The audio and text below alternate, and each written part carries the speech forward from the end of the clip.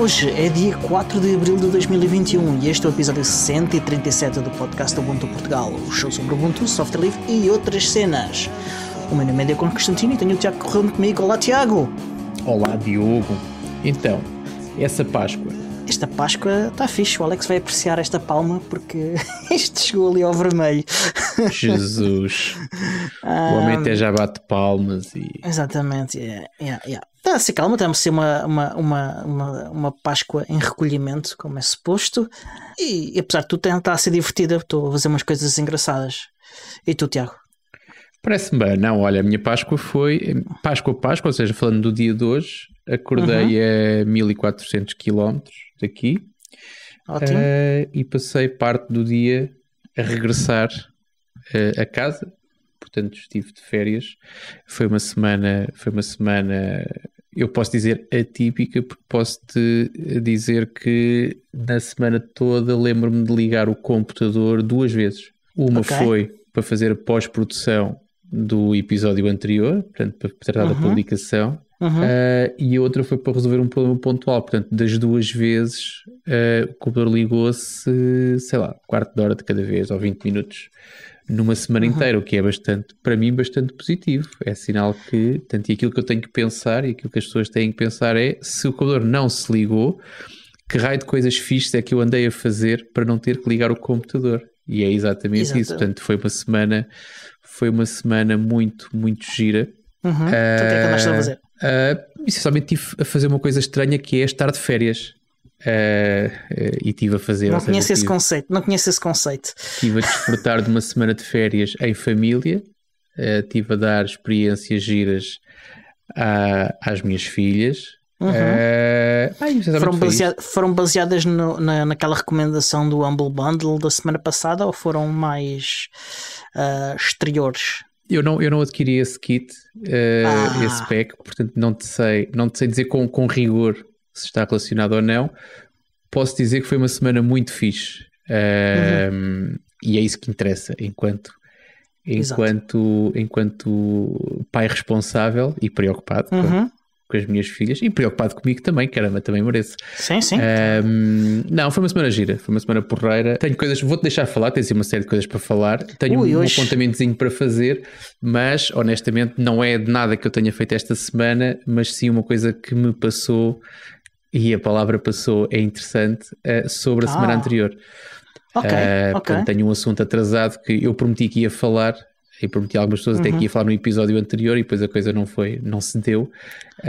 E vou falar mais para a frente. Mas não te vou cortar a palavra, portanto, começa tudo, Diogo. Eu tenho que começar porque eu estive muito ocupado esta semana, é um facto.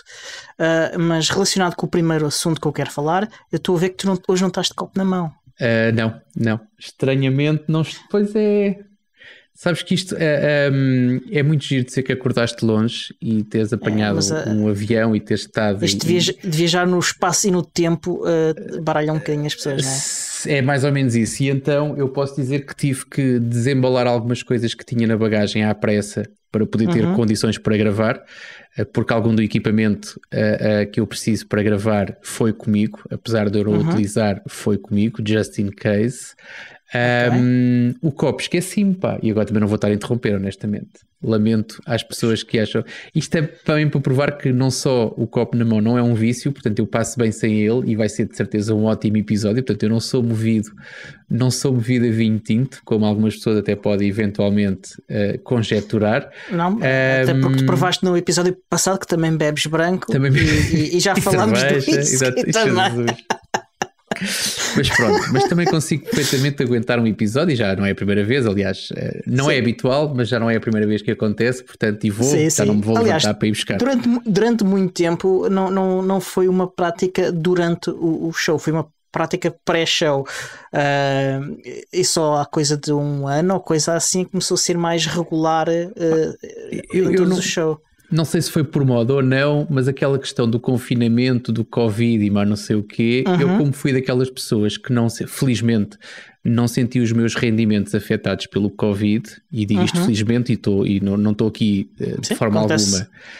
Infelizmente aconteceu algo. Aconteceu com muita gente, portanto, e tentei dar o meu contributo no desenvolvimento da economia local, que foi fazendo ainda mais compras e compras próximas, ou seja, também comprei algumas coisas na Amazon e na China, é verdade, mas comprei muitas coisas cá, e um dos artigos que eu comprei com muita frequência e que nós temos em muito boa qualidade em solo nacional é efetivamente álcool. Estamos a falar de bons vinhos, boas cervejas, e então eu acho que foi um bocado fruto também daquilo que era e estava a acontecer, o fenómeno que estava a acontecer por todo o país, ou por todos os lares de confinados. Pelo menos foi um sentimento que várias pessoas partilharam, é que começaram a beber mais.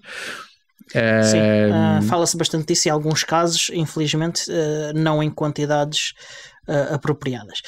Pois isso não sei, essa parte não sei, mas talvez tenha sido isso que contagiou depois os episódios. Eu vi estatísticas sobre isso, por isso é que ok, mas pronto, no nosso caso, pelo menos do meu lado, eu sei que continuas fiel à tua água, de uma forma saudável, exatamente. Acho que em momento algum afetou a qualidade do episódio. Aliás, se afetou, foi para melhor. Nunca estive sequer embriagado nem próximo disso a gravar, não passa pela cabeça. Temos que experimentar um dia.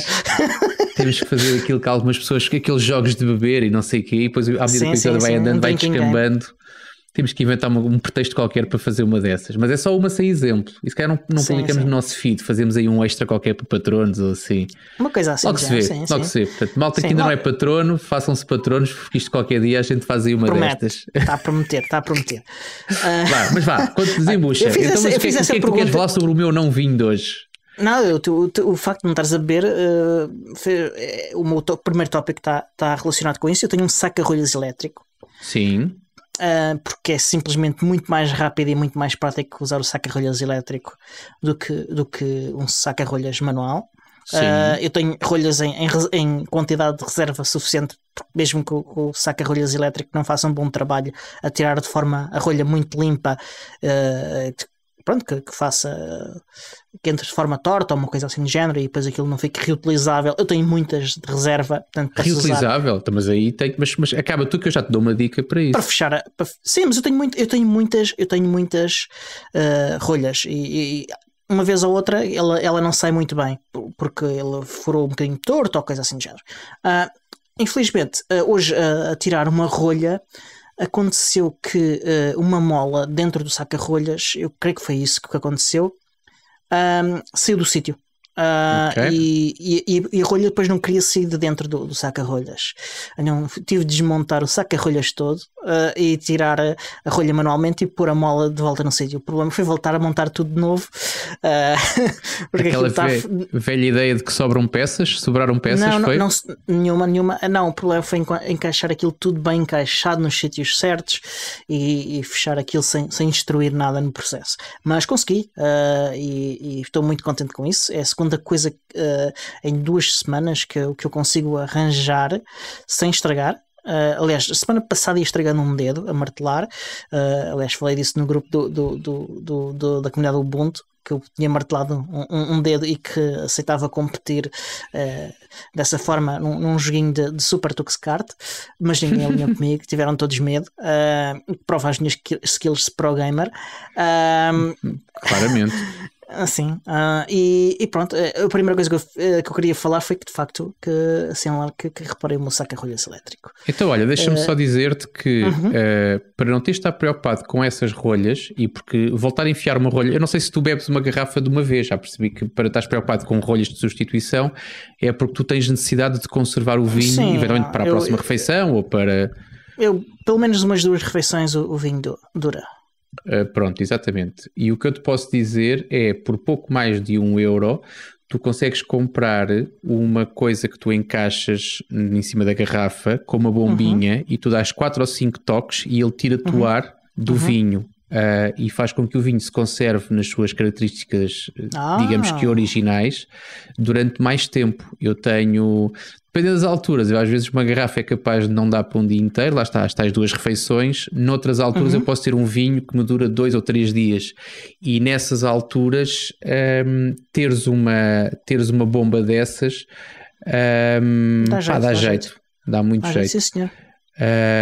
Isso é uma boa dica, tens de me passar o link depois. Pronto, faz de facto bom efeito, porque quando tu abres a garrafa dá sempre aquele efeito de champanhe, que é porque de facto aquilo está em vácuo de umas refeições para as outras, para ti o vinho não oxida, e não perde, ou não perde características, não perde tantas características entre refeições.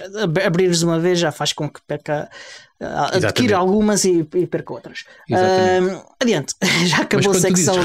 Reparaste o teu saca-rolhas, significa que tu esta semana estragaste-o e reparaste-o, portanto, tudo durante esta semana. No mesmo dia. Foi hoje, ainda por cima. E também tive a fazer muitas coisas relacionadas com streaming. Mudei o setup. Falei a semana passada que queria fazer essa mudança. Exatamente. Já fiz a mudança. Significa que perdi aqui algumas coisas que eu tinha tentado fazer e que estava a fazer, de facto, com o setup anterior, que eu estava a fazer equalização e compressão, quer no gravador, quer na board, e a forma como o setup agora está não permite que exista o mesmo nível de equalização e compressão que há no som. Significa também que tive de fazer aqui uns ajustes aos níveis de ganho e de volume do áudio. Espero que estejam bons, mas é possível que tenha de nos próximos episódios fazer aqui um ajuste ao outro. E foi basicamente essa mudança do setup. Essa foi a principal mudança. Também significa agora que consigo de facto monitorizar-me a mim e consigo também ouvir ao mesmo tempo o som que vem do Jitsi. Aceitaste tu a dica do nosso patrono, que ele de alguma maneira insinuava que tu tinhas equipamento a mais e era essa uma das razões dos teus problemas? Reduziste o número de equipamentos que utilizas no processo, ou só mudaste a posição? Só mudei. E acho que agora está bastante bom. Agora pode precisar, em termos de equalização e de volumes, um toquinho aqui, um toquinho ali, até estar perfeito. Até que ponto é que tu não vais ganhar? Ou seja, se tu fazias compressão em cima de compressão, até que ponto é que tu não vais ganhar tendo apenas um ponto onde fazes compressão? Desde que esteja devidamente afinado, não precisas estar a fazer duas vezes a mesma tarefa em sítios diferentes. A compressão que eu estava a fazer só com um não chegava. Aliás, eu noto que eu tenho mais ruídos ambientes agora do que estava com a compressão anterior. Agora, se chega ou não, vamos ver. Eu acho que é capaz de chegar. A equalização certamente não é a mesma, porque a da board consegue equalizar mais do que o gravador, mas também é uma coisa que pode ser feita pós-produção. Portanto, certamente que o nosso senhor podcast tem mãos para isso e para muito mais que isso. Isto também tem benefícios, claro. Também simplifiquei a captura de áudio, reduzi um bocadinho de nada a latência entre o Jitsi e o que eu ouço. Okay? Anteriormente isto estava a passar por uma placa de captura de vídeo que é USB. E agora não passa, e o USB aumenta sempre um bocadinho da latência mesmo, que seja mínima. Eu notava, mas porque estava habituado a ouvir, é provável que no show, quem estivesse a ouvir o show que não notasse, até porque também a edição talvez fosse impossível de notar. Além disso, descobri um software novo que é espetacular. A minha opinião é que quem quiser fazer produção de vídeo envolvendo várias pessoas em streaming e gravação de vídeo, tem que olhar seriamente para este software, apesar de ele ser muito recente. Okay? Ele começou a ser desenvolvido no início da pandemia, então. Como um projeto pessoal do developer, que é uma pessoa que, ao que percebi, ele trabalha em produção deste tipo de conteúdos profissionalmente. Ele também é um fã no Linux e de produção de conteúdos sobre GNU Linux, e ele que resolveu ir de OBS, e ele resolveu fazer uma ferramenta que faz umas coisas de uma forma diferente do que as ferramentas que nós temos e até das que estamos a utilizar agora, neste caso o Jitsi. Então, este OBS Ninja é a ferramenta. O que ele permite fazer é, ele disponibiliza um output para a web, ok? E o OBS tem um plugin que permite importar conteúdo da web, portanto, ele funcionar como um browser. Portanto, o OBS tem um plugin que é basicamente um browser e ele mostra o conteúdo do browser. E esta ferramenta, ela pega no áudio e no vídeo dos vários participantes e disponibiliza-o numa página web que o OBS depois importa. E ele faz isto, mas com uma latência muito, muito baixa, o que é bastante impressionante. E para quem quer uma ferramenta para produção deste tipo de conteúdo, é de facto espetacular.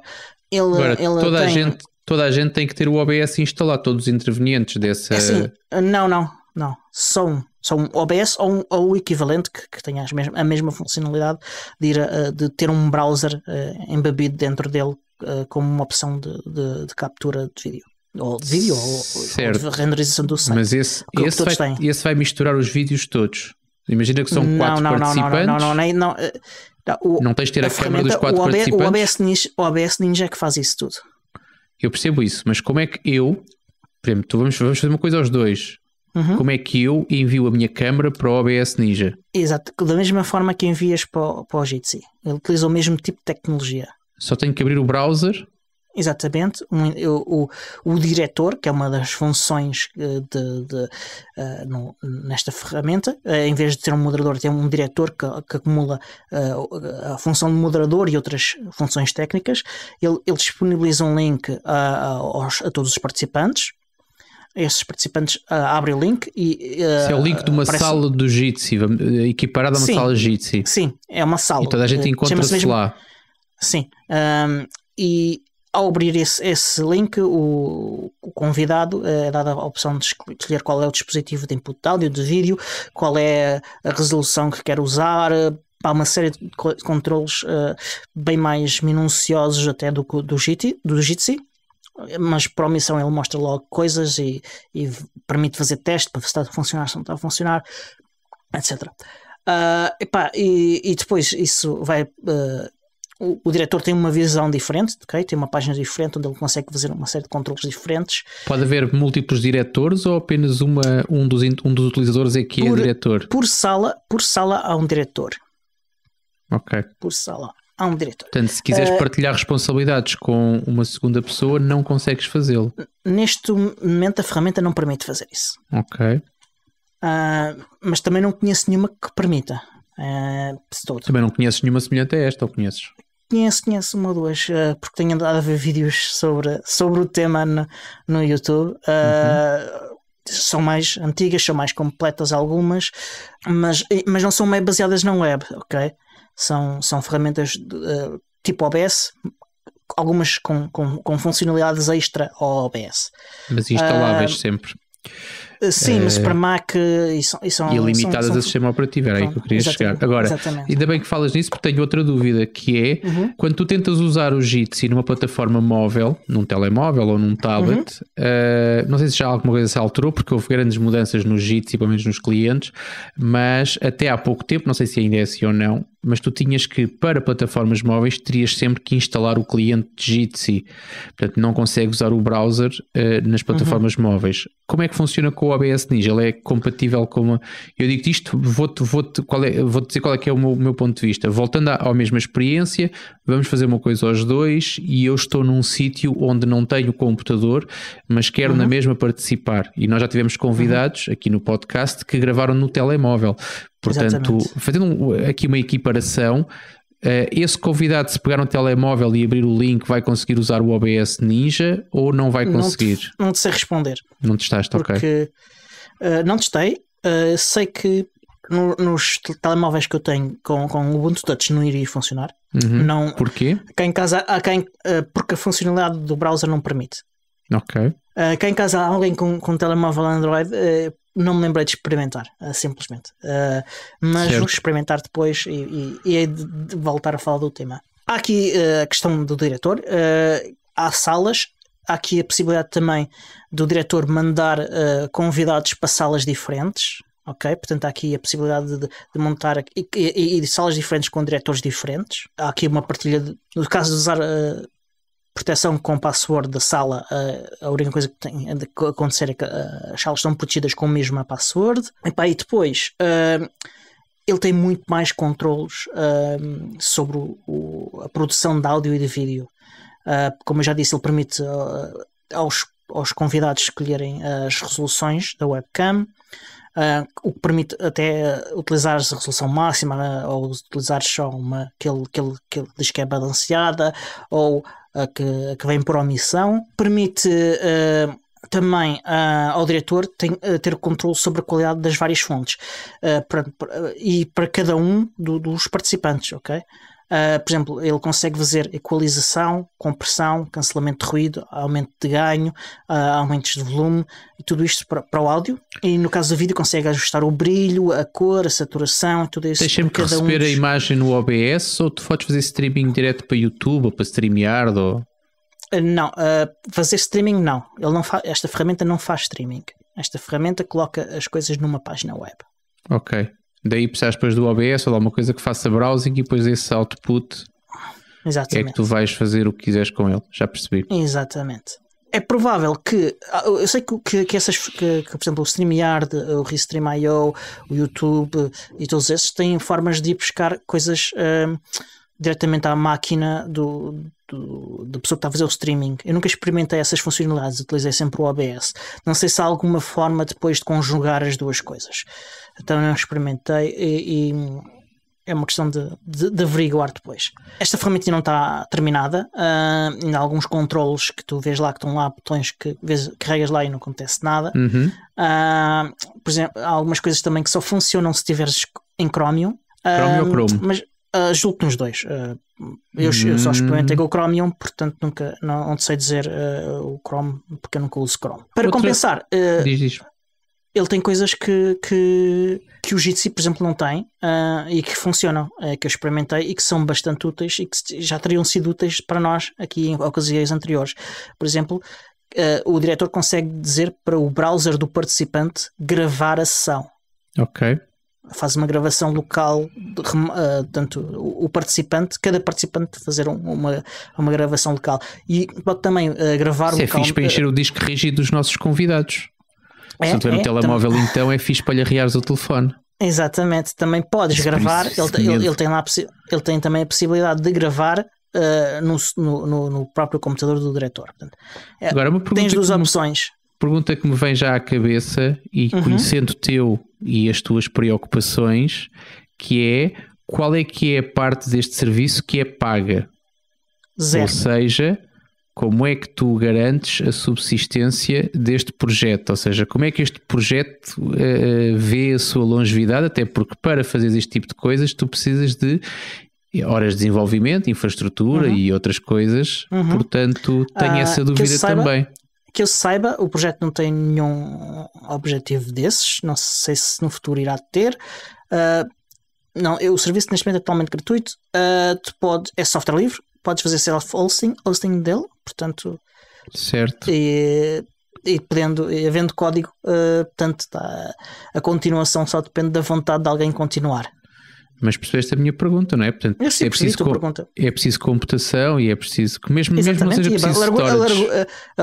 O tráfego, a largura de banda, e quando tu dizes que tens latências muito baixas, significa que houve certamente um investimento para se atingir esse objetivo, até porque senão todos faziam o mesmo, não é? Sim. Uma coisa natural. Mas que ser uma coisa tão gira. Quer na largura de banda, quer na tecnologia, quer no desenvolvimento da ferramenta para conseguir esse objetivo.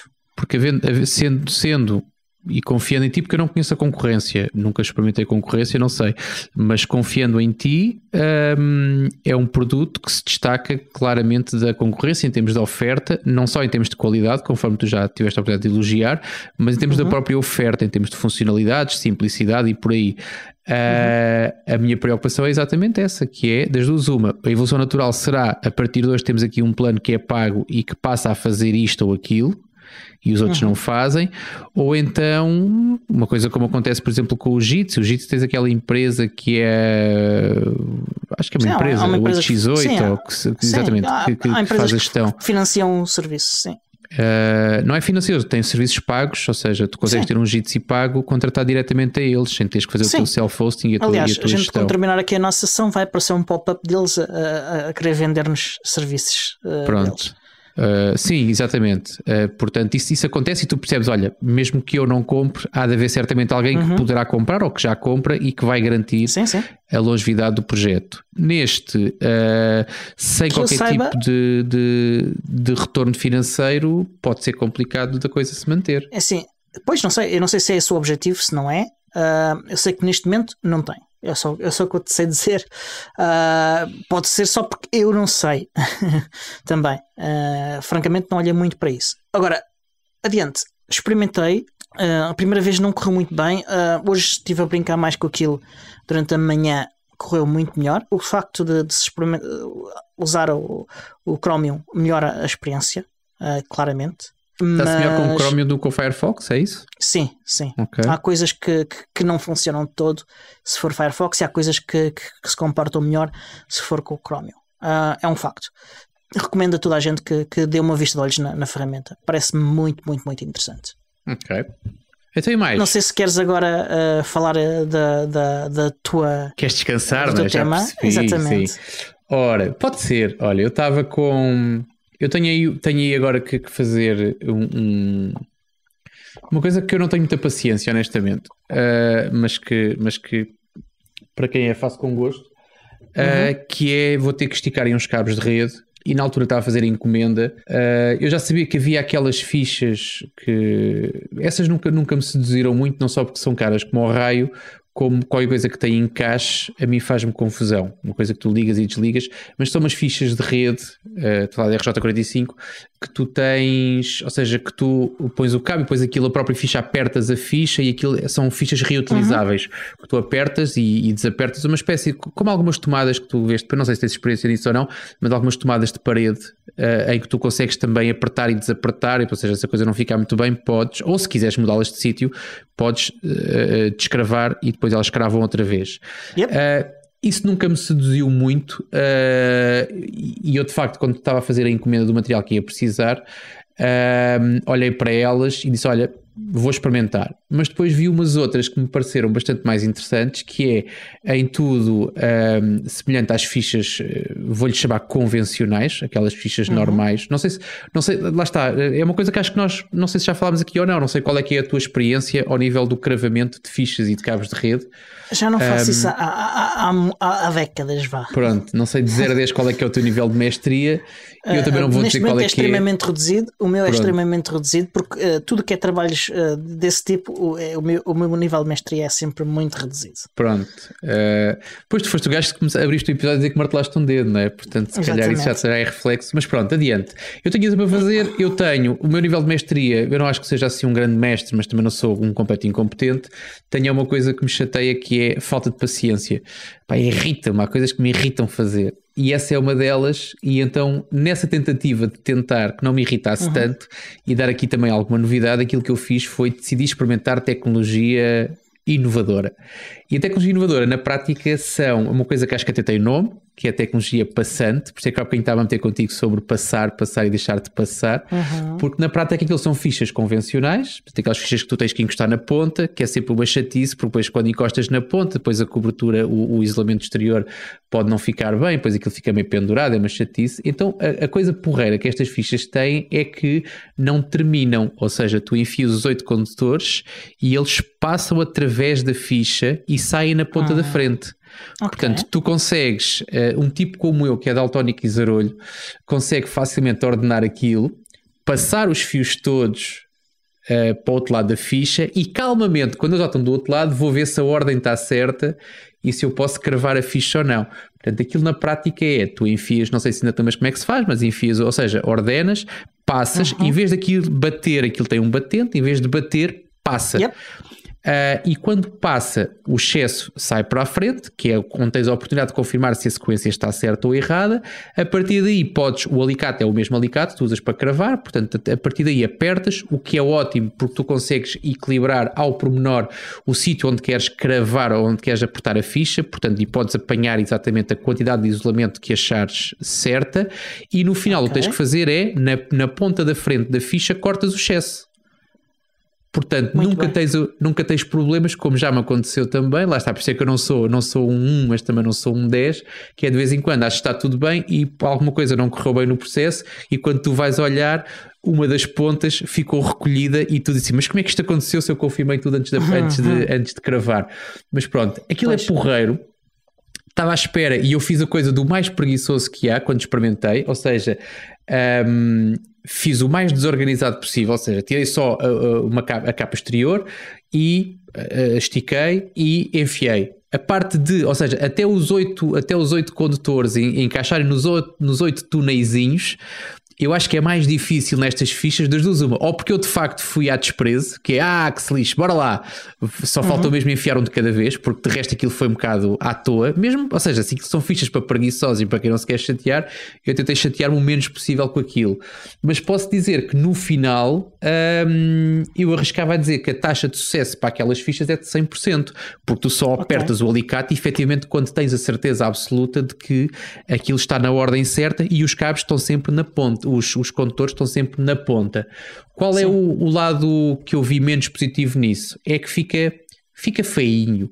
Ou seja, quando a ficha acaba, ainda há uma pontinha de cabos, ainda há uma pontinha de condutores que ficam lá. Pequenina. Pronto, não implica em nada a utilização. Eu experimentei em vários equipamentos, switches, rutas, computador, ou seja, não chega a bater em lado nenhum e na prática um cabo de rede está enfiado em qualquer lado, portanto nem sequer está pendurado, portanto a estética acho que aqui é o que vale menos. Portanto, olha, eu posso dizer que fiquei fã. Eu na altura partilhei até algumas fotografias exemplificativas. Parece uma tecnologia apropriada para mim. Vês? Eu depois da tua descrição... Hoje estás com boas recomendações, pá. Hoje estás com boas recomendações. Vês? Olha, lá calha, de vez em quando lá calha. Lá. É para tu me ouvires com mais atenção, porque às vezes estás aí um bocado nas tintas para o que eu estou a dizer. Mas hoje já te estou a dever 2 links. Mas pronto, a vantagem disto é que estas fichas são ligeiramente mais caras que as outras, mas não é assim nada que tu fiques a pensar muito. Pá, mais 1 cêntimo ou 2, ou que é, portanto é desprezo. E efetivamente fiquei fã, porque ou seja, não há aquele stress do eu preciso fazer 10 cabos, portanto vou comprar 50 fichas para aquelas que vou estragar e para aquelas que não. Se eu fizer 10 cabos, eu vou comprar 20 fichas. Nunca faria isso, mas percebes o que eu estou a dizer certamente. Portanto, posso perfeitamente contá-las, porque provavelmente a taxa de eficácia para essas fichas será de 100%. Diz isto. Provavelmente até poupas dinheiro porque estragas menos fichas. Estrago menos, exatamente. Essa conta ainda não tinha feito, mas provavelmente será. Para quem tiver curiosidade, e se tu fores uma dessas pessoas, eu deixei algumas fotografias porque o Tiago... Eu acho que vi fotografias disso passar. Pronto. O Tiago tinha-me perguntado, na altura tinha a mesma curiosidade que eu quando as encomendei, ele já deve ter passado pelo mesmo, e eu na altura fiz um antes, um durante e um depois. Por acaso acho que fiz o antes e o depois, mais ou menos assim, para ele ficar com alguma ideia. E agora com o complemento aqui daquilo que eu acabei de dizer, eu espero também convencê-lo a ele. Eu fiquei convencido, honestamente fiquei convencido, até porque a parte estética, que é o único ponto menos positivo, é uma coisa que não me incomoda rigorosamente nada. E o que tu ganhas a partir daí é fixe, pá, é porreiro. E em termos de... E agora fazendo a coisa ao contrário, tu deves ter o mesmo problema que eu. Quando precisaste de cravar uma ficha, cravas, se calhar não sai bem à primeira porque fazes isso poucas vezes e te estragas ali uma ou duas, mas a tarefa fica bem feita, mas pronto, isto é uma evolução. Acho que pode acontecer também ao contrário, que é a malta que nunca cravou fichas, esta poderá ser uma boa progressão pedagógica, ou seja, começam por aqui e depois eventualmente Eu acho que quando tu te habituas a comprar estas fichas, acho que já não vais comprar as outras. Cheira-me que não, mas pronto, mas isto. Ou experimentas uma vez e arrependes-te. Olhando para efeitos meramente pedagógico, eu acho que isto pode ser uma boa progressão também. Ou seja, cravas umas quantas assim para ver como é que funciona e depois eventualmente caminhas para o outro lado. Já agora lanço o convite a quem nos ouve para, se já experimentaram das tais outras fichas reutilizáveis, aquelas que são bastante mais caras, custam para aí 2 euros ou 1,5€, ou que é cada ficha, que nos contem também qual é que foi a vossa experiência com esse outro tipo de produto, se de facto aquilo vale o dinheiro ou não, se o facto de ser reutilizável é mesmo reutilizável ou não, ou se tem ou seja, quais são os pontos positivos ou negativos dessas tais fichas reutilizáveis, porque foi, pelo menos do meu conhecimento, as únicas que eu ainda não experimentei. E que honestamente, depois de olhar para estas, disse, eu estou bem, eu fico bem assim, não preciso de me desgraçar a experimentar outras coisas. Mas, se souberem e se quiserem partilhar, terei todo o gosto em ler ou ouvir as vossas opiniões sobre o assunto. Muito bem, muito bem. Olha, voltando aqui às minhas atividades e voltando também às minhas atividades em streaming, porque este foi a semana do streaming, basicamente. Eu fiz alguns streams para o Twitch do podcast do Ubuntu Portugal, com alguns... Eu vi. Olha, o primeiro que foi realizado de facto foi com o Nuno do Carmo, com o nosso corsário. Ele fez um raid em termos de Twitch, quase que se aplica, e veio falar comigo sobre testar a instalação do WSL2 e do Ubuntu e como testar a versão mais recente de Ubuntu no WSL2. Teve alguns percalços este stream. Nós testámos no dia anterior, os testes foram perfeitos. E durante o stream dele, eu começo a ver um padrão nessa história, sabes? Eu percebi-me que havia algo diferente no som dele. Ok. E ao princípio eu não percebi o que é que era, mas um bocado depois eu percebi o que é que era. É que eu esqueci-me de mudar. Eu depois de fazer o teste com ele, fui fazer outra coisa e precisei de pôr o som para as colunas. Em vez de o output para a board, pus para as colunas do PC. E esqueci-me que tinha feito isso. Só que o meu microfone estava tão perto das colunas que apanhava o som dele. Apanhava o som dele na mesma. Estava a soar um bocadinho diferente. Eu estava a ficar maluco. Porque eu ouvi-o na mesma, ok? Mas o som tinha uma qualidade diferente. E ao fim de um bocado eu percebi o que é que era. E lá mudei a fonte e pronto. Aí o som deles estabilizou perfeitamente. O que aconteceu depois é que o PC dele crashou. Portanto, crashou. E o que é que aconteceu com o crash? Ok, não percebi logo o que é que tinha acontecido, se a minha ligação tinha caído, se era a ligação dele tinha caído, o que é que se era. Então o que eu fiz foi, no OBS eu mudei para uma imagem estática para que o stream continuasse, caso não fosse uma questão da minha ligação à internet. Sim. E enquanto isso tentei contactá-lo e tal, e ver o que é que se passava, ele estava a ligar o computador e não sei o quê, e depois retomámos o streaming. E durante um bocadinho, que não foi só um bocadinho, foi mais do que um bocadinho, eu esqueci-me de voltar a pôr o vídeo. Havia som, mas não havia vídeo da gente a falar. Eu lá me apercebi e voltei a pôr, e pronto. Mas acho que ele descreveu tão bem o que estava a fazer, e a nossa conversa foi acho que preencheu a falha do vídeo, para quem quiser mesmo absorver esse conhecimento. E de qualquer forma, o vídeo que veio a seguir, as imagens que vêm a seguir, mostram parte do que nós fizemos antes. Portanto, acho que não se perde ali quem assistir.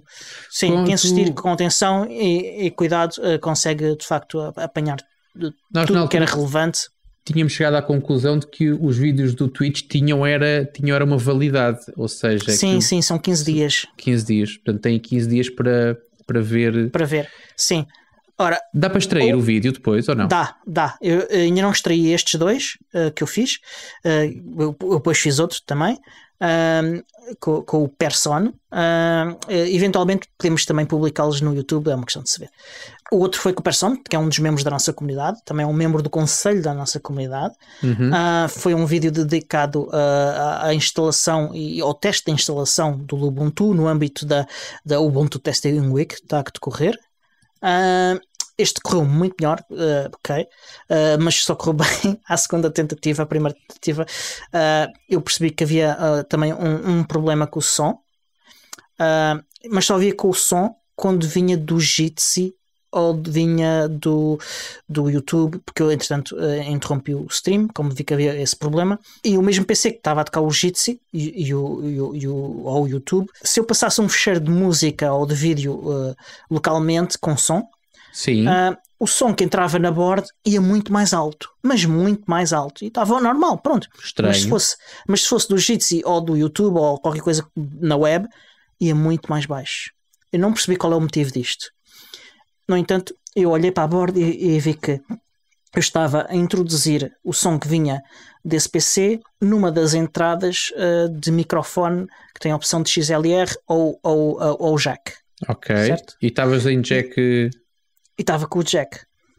Certo. E olhei para lá e vi. Então eu explico já o que é isso. Espera, deixa-me acabar a seguir. Acaba, que eu depois explico, o motivo. E a seguir eu olhei para o do microfone e estou... mas eu do microfone estou a olhar para o que tem entrada dupla de jack, que faz o estéreo. Exato, era aí que eu queria chegar. E eu comecei a pensar, lá, eu acho que já não tenho mais cabos destes. Eu acho que pedi ao Carrondo para comprar cabos destes, mas eu acho que não tenho mais cabos destes. Mas lá encontrei um cabo, liguei o cabo e o problema ficou ultrapassado. E estamos neste momento a falar e o teu volume está até um bocadinho mais alto que o meu. Sim. Eu passei por isso, tu tens que usar duas vias para fazer estéreo, senão só apanhas de um lado e o som fica débil. E o volume também... é isso mesmo. Pronto, eu senti isso também com adaptadores XLR para jacks 2,5. Ou seja, nós comprámos uns quantos desses e a forma que eu arranjei de resolver isso é ficar meio engatado só. Se tu engatas até ao fundo, não consegues, tem que ficar a meio. E ficar a meio é demasiado instável, e depois dá interferências e dá... Exato, se não tocares, tudo bem. Basta mexeres o cabo 1 milímetro e arriscas-te um bocadinho mais de vento e aquilo... Exatamente. Não, isso não é para mim. Agora, porque é que havia a diferença entre ser coisas da internet e não ser da internet? Estou ainda maluco por saber porquê. Pois não sei. Essa parte não sei dizer. Alguns softwares podem-te trocar o left e o right e tu podes ter esse problema quando não tinhas isso em estéreo, ou seja, apanhava-te mais o direito e depois o esquerdo e o outro o contrário.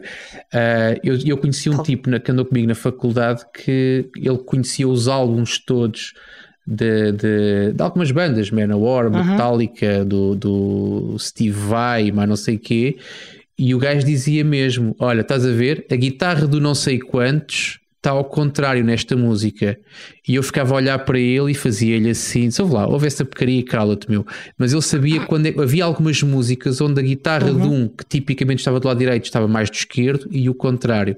E se calhar isso é a mesma coisa, ou seja, em algum tipo de produtos ou softwares ou fontes, seja o que for, tu podes ter o áudio e depois até podemos ter aqui... O senhor podcast é capaz de ter alguma coisa a dizer sobre isto. A gente vai deixá-lo ouvir, porque ele ouve sempre com atenção quando edita e pode-nos dar também um feedback. Exatamente. Portanto, vamos deixar que ele ouça esta parte também, mas é possível que o software que tu usas para ouvir local ou que vem da internet, um dos dois te faça a inversão e te ponha à esquerda na direita e a direita na esquerda. Ficarei espantado se for o caso, porque... na minha cabeça o Pulse e o Alça deviam abstrair isso tudo, mas pronto. Mas se aquilo já chegar ao Pulse e ao Alça trocado, não tens muito a fazer.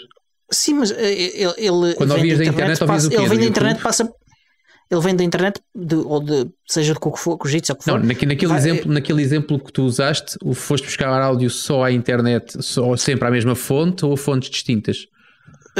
Foi o Jitsi e foi o YouTube. Ok. E ambos tinham o mesmo comportamento? Ambos tinham o mesmo comportamento. Ok. Em browsers diferentes. E com a app do Jitsi baseado em Chrome, em Chromium e sem ela, portanto. Yeah. E experimentei com o GStreamer, VLC, já não sei o que mais. E a diferença estava sempre lá. Eu estava a ficar maluco com aquilo, pá. Eu tive até à meia-noite e tal a tentar perceber esta coisa. Foi ultrapassado. No mesmo dia em que eu fiz o stream com o Nuno do Carmo, fiz o stream com o Person, correu muito bem, foi espetacular. Ele mostrou-me o Lubuntu, instalámos, encontramos um bug, reportámos o bug. Ele falou do Lubuntu, a diferença entre o Lubuntu anterior com o LXDE e agora com o LXQT, e como ele ao princípio não gostou nada do Lubuntu com o LXQT, e agora ele está a gostar da evolução e diz que talvez até volte a ser uma possibilidade para ele. E foi isso. Agradeço também às comunidades Flutter PT e Xubuntu, porque eles também ajudaram a divulgar o stream, o que é muito fixe deles, até porque Flutter não é Lubuntu, Xubuntu não é Lubuntu, e foram comunidades super fixe neste aspecto. Alright. E mais uma coisa, esta semana voltei a fazer coisas relacionadas com o cron no trabalho, e eu sou um bocado preguiçoso, e então quando estava a tentar interpretar as cron specs, as linhas do cron em questão em que ele explica quando é que onde está escrito quando é que ele executa cada linha. Às tantas fartei-me de estar a interpretar e fui procurar na internet sites que interpretassem isso para mim. Eu sabia que havia sites que geravam, porque já em tempos, quando estava a aprender a usar cron, eu utilizei, e eu pensei, se isto havia sites que geravam cron specs para mim, também devem de haver sites que leem cron specs para mim. Okay. E encontrei um fixe, que é o cron.guru.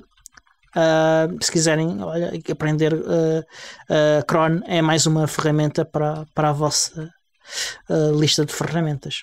Não sei se usas alguma coisa assim ou se já usaste. Nunca senti necessidade, sabes? Eu faço os meus crons e pronto. E quando a coisa tem muitas. E quando o problema é quando estás a ler os dos outros, e às vezes tem coisas lá. Eu tipicamente só uso em dois contextos. Ou é uma coisa tão simples que tu lanças e acabou, ou é uma coisa mais complexa, tu mandas para um script e executa. Ou seja, na prática o cron executa-te um script, tu tens que ler o script. Sim. Não sei se há alguma coisa no intermédio, se quer. Sim, mas ali naquele caso o que me interessava era quando é que aquele script era executado. Saber quando é que aquele script era executado. Quando? Sim. Mas isso é a parte fácil. A parte do quando é a parte fácil. Sim.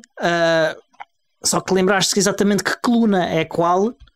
Isso está no princípio. Não está no. Não, está no princípio, não está em todas as distribuições. Não está e não está se alguém a pagar. Ok. Não, mas isso não preciso de cábula, porque depois, como era uma coisa que. Como edito pouco cron, eu esqueço-me. Sei Percebo. Qual é o 1, 2. E depois qual é os outros a seguir. Exatamente. Não, mas isso eu tenho. Isso eu não preciso. O Do e o Dom e o... Não, isso eu tinha porque até tinha musiquinha. Eu dei muita transformação e isso era um dos conteúdos, portanto, ok. Esqueci-me desse.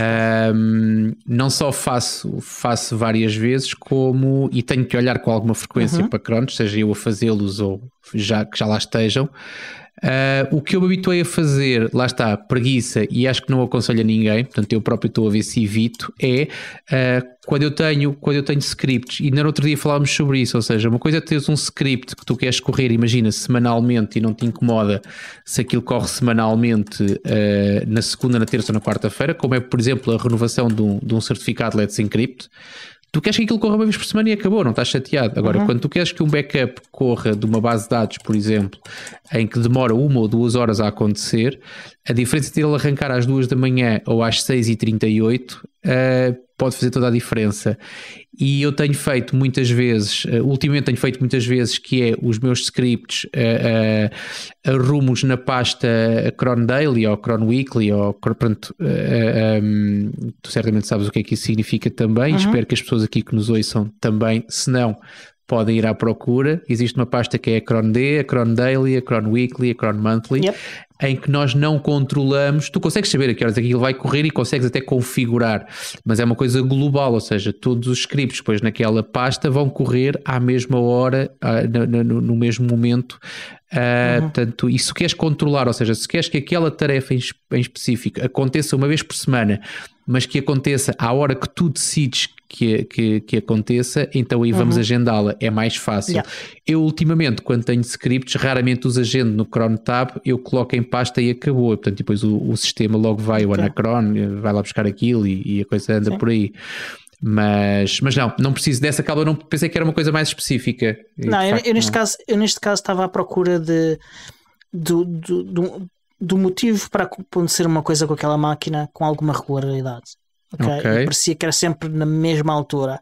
E foi por isso que eu fui investigar o que é que estava no crono da máquina. Percebo.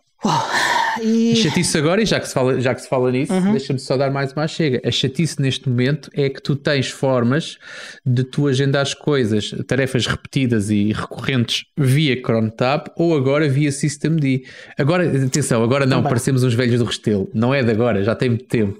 Agora, existe uma transição, ou seja, tu nesta altura para encontrar tarefas recorrentes num sistema, se aterraste no sistema e precisas saber porque é que isso aconteceu, e por isso é que lembrei-me de dar esta chega adicional, tu dizes assim, espera, não está no ChronoTab, espera, não está no ChronoTab do sistema, espera, não está nas pastas, espera, não está no SystemD. Tu agora tens que ir a não sei quantos sítios para tornar a coisa divertida, né? Depois quando encontras é giro. Às vezes até encontrar é que é uma seca, mas pronto. Sim. É o que é. É como diz um colega meu no trabalho, se fosse fácil não nos pagavam nós para o fazer, qualquer um fazia. Exatamente. Portanto, ainda bem que não é uma coisa tão simples quanto isso, é sinal que nos dão valor no nosso trabalho e que nos pagam um salário ao final do mês, isso é fixe. Muito bem, olha, vamos agora à nossa agenda. Bora lá. Esta semana está a decorrer o Ubuntu Testing Week, como eu já disse, vai decorrer, que já começou dia 1 de abril e termina quarta-feira, dia 7, ok? Eu provavelmente vou fazer mais streams no Twitch, fiquem atentos, participem. Se quiserem fazer com algum flavor, digam-me, entrem em contato comigo, estou aqui para os patronos que estão a ouvir-nos. Eu considero isso. Outra coisa vai decorrer no dia 11 de abril, que é um domingo, acho eu. O primeiro Wikidata Days vai ser completamente dedicado à cultura. Vai ser um trabalho feito com base numa listagem de autores portugueses que entraram em domínio público no dia 1 de janeiro deste ano. Vão utilizar dados no Wikidata e na Wikipédia. Vão haver peritos da comunidade do Wikimedia Portugal que vão ajudar-nos a fazer isso e que vão orientar, e de certeza que vai ser bem interessante, e vai haver dados da Biblioteca Nacional, coisas bem fixe. Se quiserem contribuir, é uma boa, e aprender a contribuir para estes projetos é uma boa oportunidade. Ok, e mais? E resta dizer-lhes que também temos formas interessantes de apoiarem o nosso show, ok? Temos links de afiliados, temos alguns links de afiliados do Humble Bundle, que é um site onde vocês podem comprar bundles de jogos ou de livros ou de software a preços que vocês decidem o quanto pagam, e parte desse valor, neste caso, se usarem os links de afiliados, vem para nós.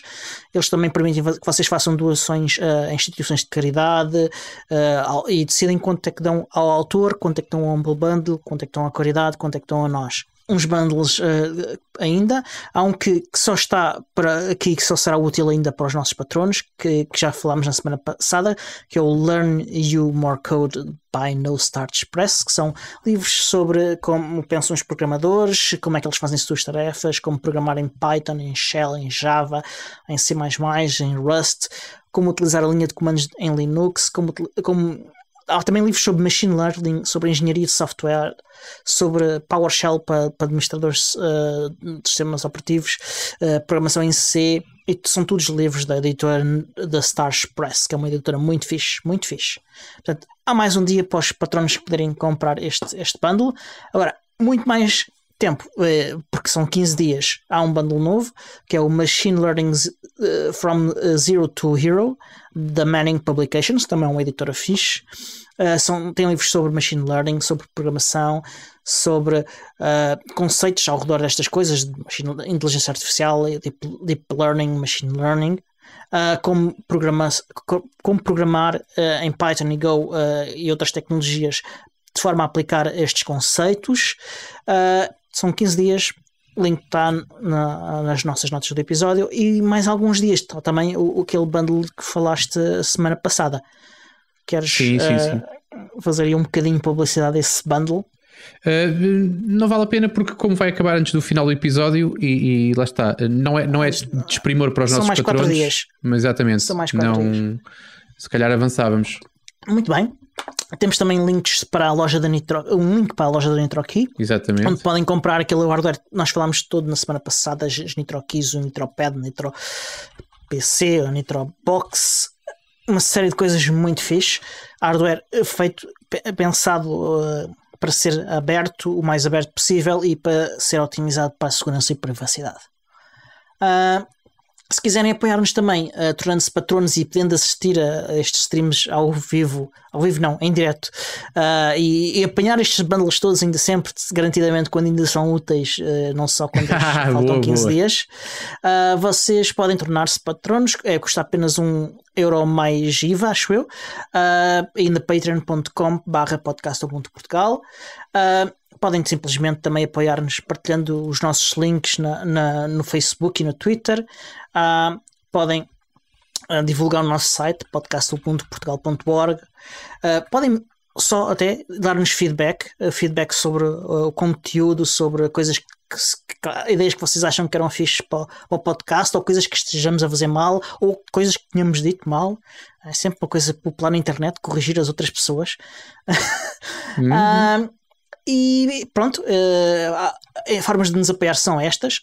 Podem encontrar-nos no nosso site, obviamente. Podem ouvir-nos na Rádio Zero, a rádio da Associação de Estudantes do Instituto Superior Técnico, todas as quintas-feiras às 22h03 e aos domingos às 11 da manhã. Podem encontrar a comunidade do Ubuntu Portugal em ubuntu-pt.org e nas redes sociais. O nosso podcast já disse o site, também estamos nas redes sociais. Resta dizer que este show é produzido por mim, Diogo Constantino, pelo Tiago Carronto, e editado pelo Alexandre Carrapiço, o Senhor Podcast. Ouçam, subscrevam, partilhem e até para a semana! Até à próxima!